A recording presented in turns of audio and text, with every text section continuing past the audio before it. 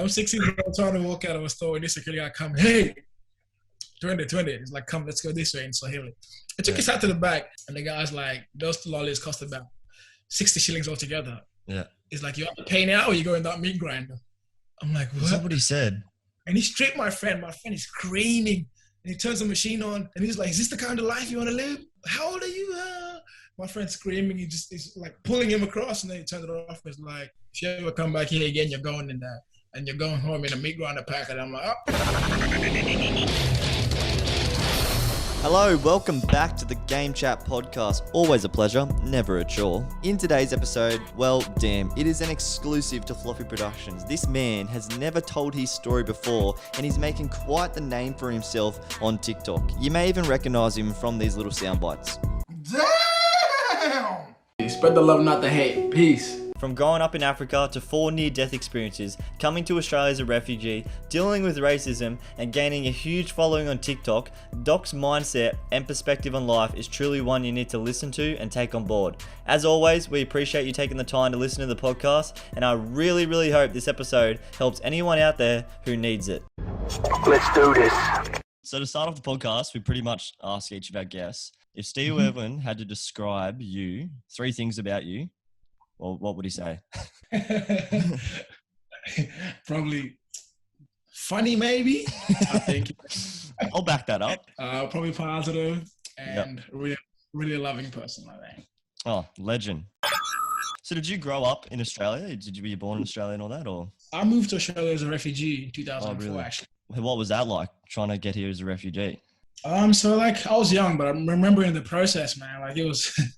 It's just my dad and my mom just said, you know what, we're going to Australia. You know, I think at first we didn't want to come, the kids. We were crying actually. But then, it was pretty experience. You know, when I got health checked, I went to we were at the camp for about a day. On the bus, on the plane to Dubai to Australia. It's crazy. I had never seen, like, not discriminating, but I had never seen so many white people in my life. Yeah. So was it dangerous? Is that why you had to leave, or? So I was born in South Sudan, but left at a very young age, which my parents went through a rough time, I think. And my mom had to walk my brothers as well had to walk from South Sudan to Ethiopia, which is a massive walk through the war they had to go through. I don't remember much there. I was still a young baby, but I don't remember much. I've had near-death encounters, most likely. So I was in a coma for about 7 days when I was younger, actually. What? So I was not gonna make it. I was sick with something that I have no idea. Really? So I was not gonna make it, and then one day I just woke up. It's crazy. That's a godsend. What was some of the things that were going on in the country at that time? At the time, so back then, so I think it was between 1994 to 2005. There was a war between the Arabs and the South Sudanese. So like there was ongoing war, like a civil war that was going on for a long time, man, between presidents, vice presidents, political. It's all political, man, stuff like that. So, you know, women are getting raped and killed. Stuff. So it was crazy for them at the time. So that's pretty much the reason that you just had to get out of there. My dad didn't actually grow up he grew up in Sudan, but moved to the States where he studied. Got his degree, went to France, got his PhD in economics and agriculture. So he's been through the Western wars. So him coming back home to Africa was like, you know what? Let's get out here. So he'd bring us here for better opportunities, definitely. Yeah, for sure. Do you feel here, do you have a really big opportunity here? Yeah, it's bro. It's crazy. If you come from a different country and you come to Australia from a country that doesn't have better, you're an idiot if you fuck up here. Like, why would you put your parents through that? You're like, seriously. Why would your parents work so hard to bring you to a country that gives you opportunities? You want to go out there and drink your life away, be a criminal? Like, it doesn't make sense. No. That's the dumbest thing you can do to yourself. I told these kids, why put your parents through that? Think about that. I mean, your parents have been through a lot to bring you here. Now you want to go out there and do some dumb shit? Like, not all of us do it, but the kids that did do it, it blows my mind, man. I'll never understand. Like, bro, you have school, you get free education, you want a job, apply for it. You can get a job anytime you want. That's what pisses me off, man. Do you think it's like the temptation thing? Like, is there, you know, in Sydney you can go out clubbing. Can you do that in places where, like, back home? See, but back home it's different, man. Back home it's like underage drinking. It's probably happening now, maybe, but back then it wasn't happening because, like, your uncle, your auntie, what are you doing? Or the cops, what are you doing? Get back home. But here it's such a free country where people just allow it. It's definitely a temptation thing where they can't do it. I'm not too sure what's happening back home now because I haven't been back for so long. But back when I was there, that shit don't happen much, man. Yeah, okay. There's no point. Yeah. Like you go out and there's curfews for little kids. Like cops are walking around with guns. Like you don't want to mess with that. Yeah, a bit different. Well, the cops have AK-47s in Africa.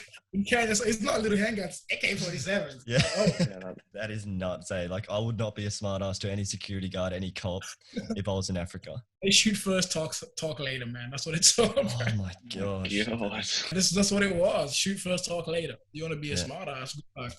Have you ever had any experiences where that you can remember that you've seen anything like that? Man, like me and my friend were about 6. I went to this store. It was my friend dipped me into this, man. So I went to this massive shopping center with lollies everywhere. And our eyes lit up because we don't see lollies every day. Yeah. So my friend like put some in his pocket. I'm like, what are you doing? No, it's okay. I'm like, I'm gonna copy him. So I put some in my pocket. I'm 16 years old trying to walk out of a store and this security guy come, hey, 20. He's like, come, let's go this way in Swahili. I took us out to the back and the guy's like, those 2 lollies cost about 60 shillings altogether. Yeah. He's like, you have to pay now or you go in that meat grinder? I'm like, what? Is that what he said? And he took us out to the back. We couldn't pay. And he stripped my friend. My friend is screaming. And he turns the machine on. And he's like, is this the kind of life you want to live? How old are you? My friend's screaming. He's like pulling him across. And then he turned it off. He's like, if you ever come back here again, you're going in there. And you're going home in a meat grinder packet. I'm like, oh, I've never been back to that shop, bro. Like, nah. I'm 6 years old. I'm like, that's traumatizing. I went home. It's like a drug scene from Narcos, but you stole lollies instead of cocaine. Yeah. 6 years old, man. I'm like, I've never stolen in my life again. Probably because I was literally though. I mean, it's an interesting way to discipline someone, but it would work for sure. Yeah, bro. I've never, even my parents, but I think me not stealing anymore probably goes back to that moment. Yeah, like if you're, we complain about our police. Yeah, literally. Oh my, 100%. Bro, like, yeah, it's becoming a soft society, man. But yeah, that definitely has a massive impact. I may not see it, but it probably does. 100%. Your head's 2 centimeters away from a meat grinder. I think your perspective's going to change on life. Is that probably one of your craziest stories? Nah, like, I remember I nearly got eaten by dogs as well. In like, South Sudan. This is Kenya. So I heard my brother was there. Me and my friends went out to this place, this massive paddock. Yeah. High grass. And we're just eating these berries off trees. Yeah. And so we decided to come down. We're going off. And then here's these dogs. We started running. So I'm running and I dropped one of my thongs. I went back to pick it up. And all of a sudden these dogs are surrounding me. I'm like, what is happening? These dogs are coming. So like 3 seconds away from probably dying if the owner didn't turn up. And the owner turned up just in time and took his dogs like, don't ever come back here again. Get out.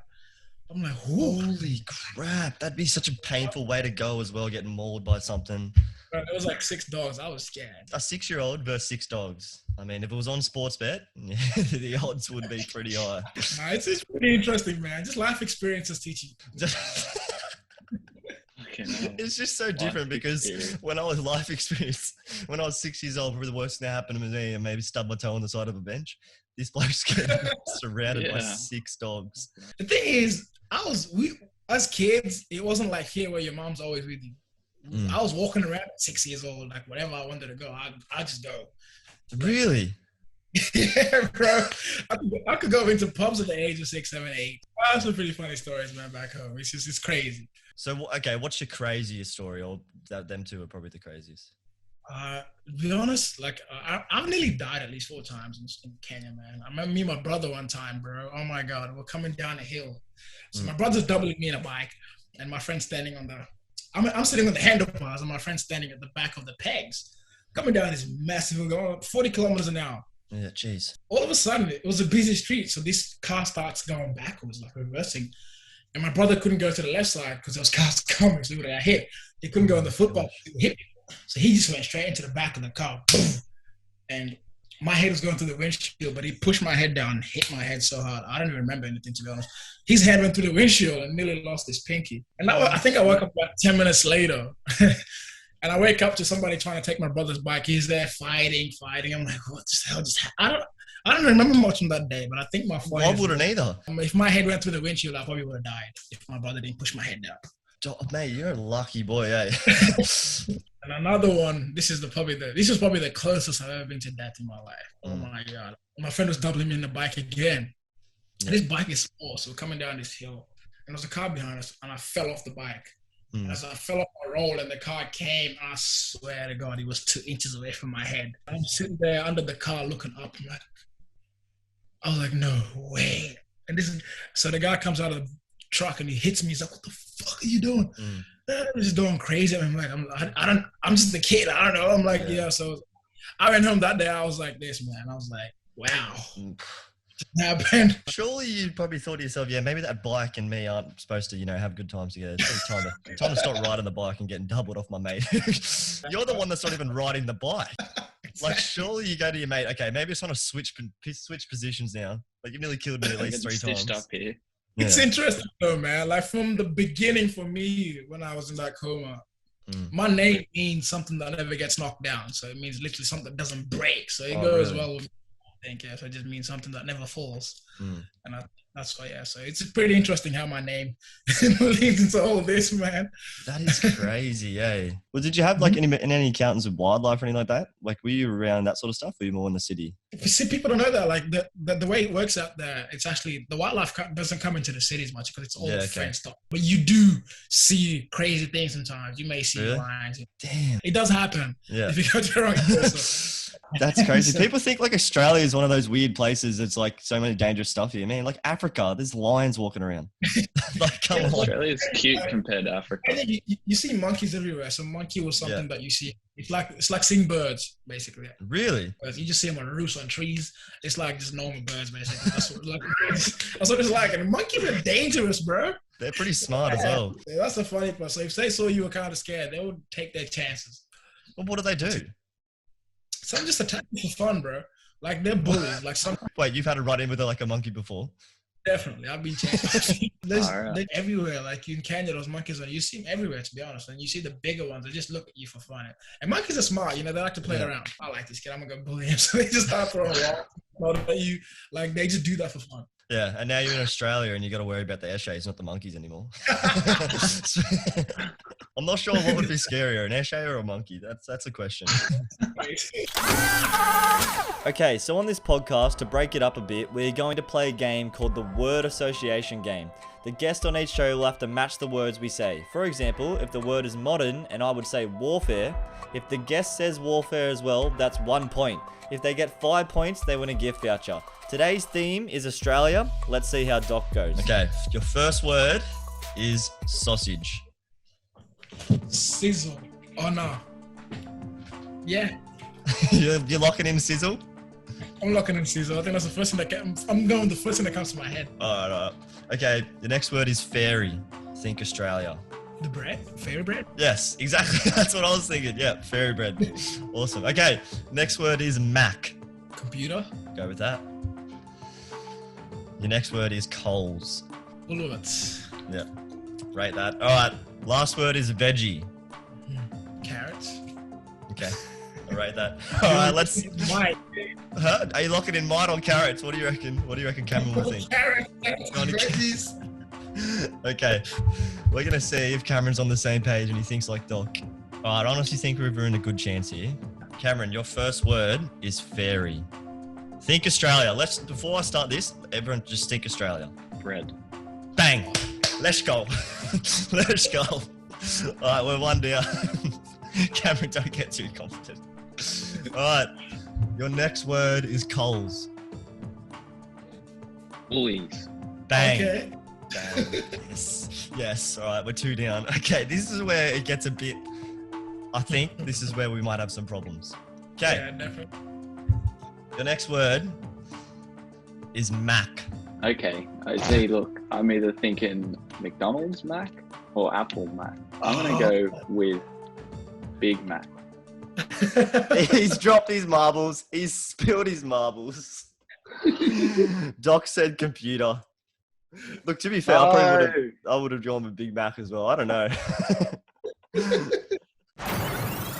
Now, before we get into the next section of this podcast, I want you to go on TikTok, look up Dok Mamer, and have a look at some of the comments or replies he gets on his videos. Some of the crap this bloke has to deal with, not only on TikTok, but in everyday life, just because of his skin color, is so uncalled for, it's not funny. So if you're going through something similar right now, maybe you're getting bullied in high school, or maybe you're the one doing the bullying, I really hope this next section of the podcast either changes your perspective or give you some advice to live by and just make you a little bit happier. I see some of the comments on your videos and I'm just like, it's just crazy what people say and stuff because you're such a positive guy. I think I commented on one of your videos and I said, this bloke's the most likable person on TikTok. But how do you deal with those sort of like comments that you get? You can't be a slave to your own mentality, man. Like it goes a long way. And I think as far as the world keeps going, it's always going to be racism. It's always going to be hate. There's always going to be things that are coming at you that you're not going to be able to handle, right? Yeah. And I thought to myself, like, why get mad at these things anymore? Like, there's no point. Yeah, people need to stop. Like, you're just a human being. I don't understand what's the whole thing around it. Like, it's so weird. I will never understand, man, but it's never going to stop. Yeah. So I think. So you do reckon it'll just, like, no matter how many years go by, it'll just still be the same sort of thing? Something that gets taught. It's always going to get passed down, man. This world, there's always going to be hate and negative things that always come at you. Yeah. One out of every 20, 30 people is going to say something to me. Yeah. It is what it is. Let's think a certain way of me. And I think there's no point. And I think once you start to learn that you shouldn't take those things and make power out of it. If you're going to take it in and be positive about it and just move on with your life. And I think that's the best way to do it because then people be like, he literally doesn't care. What ground can they stand on when he doesn't care? Exactly.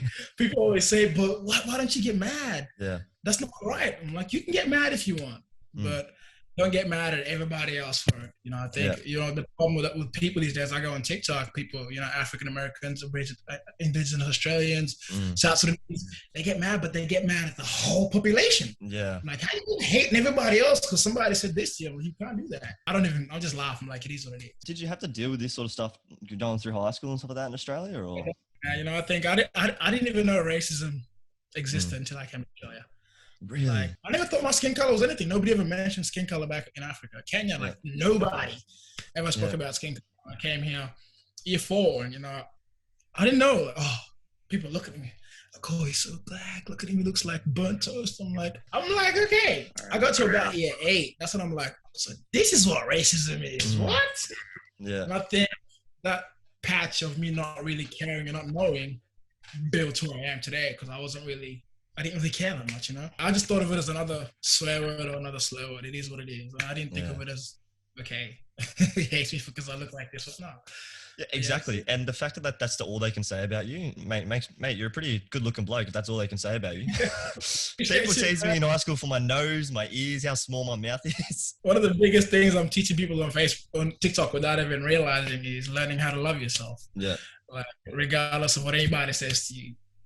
Appreciate you and yourself. Honestly, it's such a good message to have out there because that's the number one thing. If you can't love yourself, no one else is going to love you and you'll just be unhappy, man. Yeah, for sure. Like, there's too many people out there that are worried about what people think about what they look like. That's why I always tell you, don't be a slave to your mentality. If you're going to be insecure, that's 100%. On you now. Like, there's always going to be people that tell you that, you have a messed up hairline, you have a big nose, whatever it is that you have. Think about yourself. You have to learn how to embrace that part of you. Just move on to life. You can't change how you look. That's what you got to. You just literally cannot change it. I mean, some people try and it ends up looking worse. I always tell people like this. Like, some kids are hitting me up these days. Like teenagers, hey, Doc, what can I do? I get called fat. Yeah. Hey, man, this is what you can do. It's either you go out there and lose your weight or you love yourself for who you are now and don't worry about it. Otherwise, you can't change that. Yeah, it's the truth. So was there like a particular instance one time where you did get upset or something? Can you remember anything like that? Or when I first came to school, it was about year 8. I think even year 7, people just kept on calling me, black burnt chicken, BBC, big burnt something, fish lips, all these things, bro. Like, people just said. And I just coped with it for so long. I'm like, what, stuff this. Yeah. Well, I think I was in class one time. I'm like, hey, man, you got to cope with that. Today's not the day for it. And this kid kept on going, man. So I'm like, you know what, stuff this. I think I slapped the kid across the face before. But other than that, man, like, no, not really. I was just like, whatever, it is what it is. Yeah, right. Thank God you slapped him on the head with a book. That's funny. Give him some knowledge and how to respect people. Literally. That's true, man, definitely. But I've seen too many people fall victim to things that they shouldn't matter to them, man. One of the worst ones I've ever had was I was live. I had about 80 to 100 people watching me. And I was just talking. And a guy comes on. It's like, oh, I like the massacre that happened in America at this time. You know, the massacre, I think in the 50s, 60s, where black people were killed in the place. He's like, oh, I like this massacre. So it's bringing up all these massacres of African Americans getting killed. I'm like, bro, like, and then I'm like, how old are you, man? I'm 28. I'm like, where do you live? He's full on talking to me. I live in Adelaide, Australia. I'm like, you're 28, living in Adelaide, Australia. You have kids. Yeah. So this is what you're teaching your kids. He's like, so I'm asking him questions as we kept going. I'm like, what's the point of all this? He's like, oh, I have problems. I'm fucked up. I'm like, so fix it. So I'm like, are you taking your hate out on somebody you don't know? So we chatted for about 20 minutes. And at the end, he's like, you know what, man? Somehow you made me like you. Really? Hey, man, fix yourself. Just be who you are and just live it. So now he comes into my life every now and he's like, hey, man, how you doing? I'm like, so this dude came with some hate, but then changed around. He basically converted a mad racist. Yeah. I don't know if he does that to every black person or what, but I'm just like, bro, that's not cool, man. Like, I don't hate you, but go fix yourself. I mean, honestly, it's an interesting way to make friends by his part. Like, surely just say hi next time. You don't have to. It's not that hard to make friends with Doc. He's a great bloke. Yeah, he's lucky it was you. I think that energy that you have is just, it's so contagious. As I said before, if you do not care about something, no matter what they say, they don't have anything to stand on. Their words mean nothing. Yeah, definitely. That's what people don't understand. You know, everybody wants to uproar about it, you know. I think we should focus on the things that we can actually change as opposed to things that we can't control anymore. We can't control what people say, period. No, exactly. If there was a drug people could take to have your mentality, I'm pretty sure you'd be a millionaire if you sold it. Hey, man, it's life, man. I think life experience teaches you. That's it. I think that's what it is at the end of the day. Yeah, so you just think going through high school, like copping a bit of bullying, it's just like made you into the person you are today, you reckon? Basically, I think it's definitely everything that's happened to my life until about now is why I am who I am today. Like, there's no explanation, man. You don't just wake up and become this. I found it interesting how you said you didn't know racism existed till you went to Australia. That is so crazy to think about that. I've never, ever, I didn't know what racism was. I didn't even know the word. I didn't even know the word racism existed, bro. I was like, what? What did you think? Because if like you didn't think anything of white people, you just saw them as people, normal people. We didn't think that. Like me and my family, me and my brother and sister, we had no idea. Like, we're like, oh, cool. And just the other people. That's all it was to me. She like, hey, people hated me just because I was waiting to make friends. What is this? Honestly, do you think everyone's like that? Where you used to be from, Kenya? Is everyone just like, they just see white people as people? They don't have any problems with them? People don't get this, but the biggest thing in the majority of Africa, the biggest thing we get taught is respect. From a young age. Always respect you. I think the kids that are living in Australia today that are South Sudanese obviously have learned the ways here and like whatever, blah, blah, rebellious. But back at home, the biggest thing is respect. Like, no matter white, black, blue, if somebody's older than you, you have to respect them. And I came here and I'm seeing kids swearing at teachers. I'm like, what's happening? I've never seen that in my life. Yeah. And that's what people don't get, man. So like, it's crazy. So I was like, whoa, what the hell is happening in this country? Crazy to think about. I think that, as you said, it's just embroidered in our culture that like, it's always going to be there. But it's in your culture, you just see it as people. I don't know what happened with the Western culture. I don't think I had never thought of people as bad people, like straight up. Like, you're just another person. Yeah. But I think we start to grow up in a country where people are already judging you based on what you look like, you start to be like, what the fuck is this? Like, what's happening? Like, I don't get it. Like, it fucks people up, man. Sorry for my language. Oh, mate, it's an explicit podcast. It deserves a swear word, to be honest. I don't even know if I've ever been depressed, but I think in my situation, most people would be like gone mentally. And I think I'm still somehow just keeping it sane, to be honest, man. That's 100% the reason why we wanted to get you on here, just to show people that who you are on camera is who you are in real life. Definitely. I don't change. Always the same no matter what, man. If someone like me, right, had to do what you did, had to go to Kenya, start a new life, how do you think I would be reacted over there? Because being such a pasty person like myself, if I just walked into... the thing is, it's probably changed right now, but back when I was in Kenya, 2003, 2002, it was different. Yeah. But now that social media has blown up so much and people are seeing what the world is actually like for what it is, that people are getting hated because of their skin color, now I think it's translating back over there like, oh, white people hate us. Why should we like them back? I think it's changing now because this is what social media and the world is showing now, as opposed to actually what people are like in real life. So it sucks, man, because the whole world is like this now. Like, no matter where you go in this world, you're going to be hated now because of social media, And this is what the world is showing, and it sucks, but it's not what the world is for. Not everybody's going to be like that, obviously, but there's a few people that are going to be like, "What the fuck you doing to my country, man? Go back." Yeah. Like, it's going to happen now, I think, for sure. Yeah, well, you see it over here in Australia every Australia Day, like what happens with the protests and stuff like that, and they've 100% got a right to do that. But as you said at the start, like that happened so long ago. The people in Australia now, not all of them are like that. I don't know why everybody's so twisted to history, man. Like, history is something that we should learn and accept and appreciate it for what it is. But I think people just take it the wrong way sometimes, man. Like, you know, you got everybody just saying, yeah, but this, but that. There's no buts. No. There's no ifs. Just move the fuck on. All that matters is people's mindset today, now. You wake up, whatever your mindset is every day. Period. Like, I don't think people don't really get to say what they want to say anymore because they're scared of how the world will react to them. Yep. And this is what the world is like now, man. It sucks, but this is what it is. Yeah. Yeah. The world is becoming a bunch of snowflakes lately. It is, bro. When I first saw your videos, it was that video of you downing that burger. I don't know why I was so interested in it. It's just some dude eating a burger, and I was like, hey, why does he make this so like entertaining? Was that an idea you had, or you just decided to just go, I'm just going to record myself? Plan, bro. Chebo. Yeah, Chebo commented on one of my things. Hey man, you can get a free burger. So that was me going to Chebo. Yeah.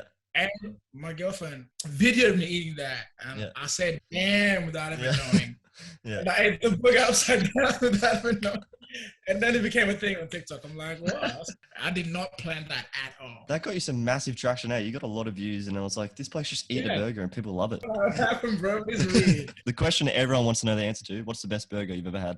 Oh man, me? I think it's my own little like what I like going to every time I eat. You guys have to try this. Just get double quarter pounder from Macca's. Yeah. Get the gravy chips, the gravy loaded chips. Yeah. You put that in the burger. Yeah. Wow. Eat it. That tastes good. Yeah, you gotta mix those two together. Yeah. I do that all the time. That's actually, I'm trying that. That said, I'm trying it. So nowadays, when you make content, it's literally people asking you if they can wear do-rags and stuff. That was weird, man. I just saw a question one day. What do you think about other people wearing do-rags? I was just having fun, so I went out the back. I'm like, let me shoot a bustle for this. Yeah. I'm like, if I take a shot, y'all can wear them. Yeah. I missed. Okay. I put it on. Everybody just got mad. I'm like, it's a joke. Yeah. It became a thing where I just did for fun, man. I like to make positive things out of everything that happens. I think that's why people gravitate towards you, because you're all about spreading that love and all that stuff.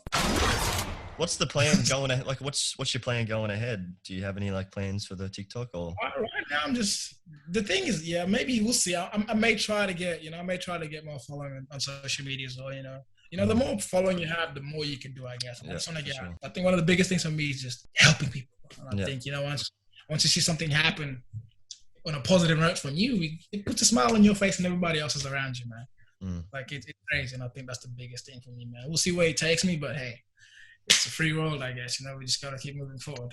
Do you have any other things that you want to do, like career-wise? Right now, man, like I'm thinking of just I want to do things that will have a big impact on the world. I want to go back home and change things for women out there, for the kids that are growing up and stuff like that, man.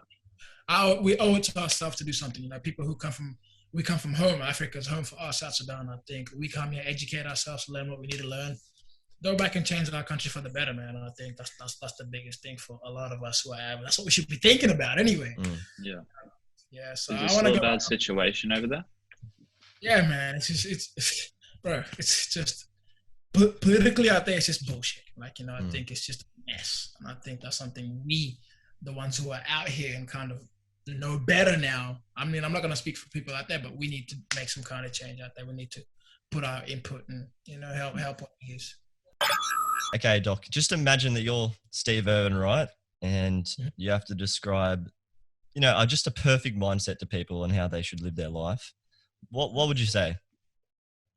I think everybody should live their life with no worries. Just go out there, be you.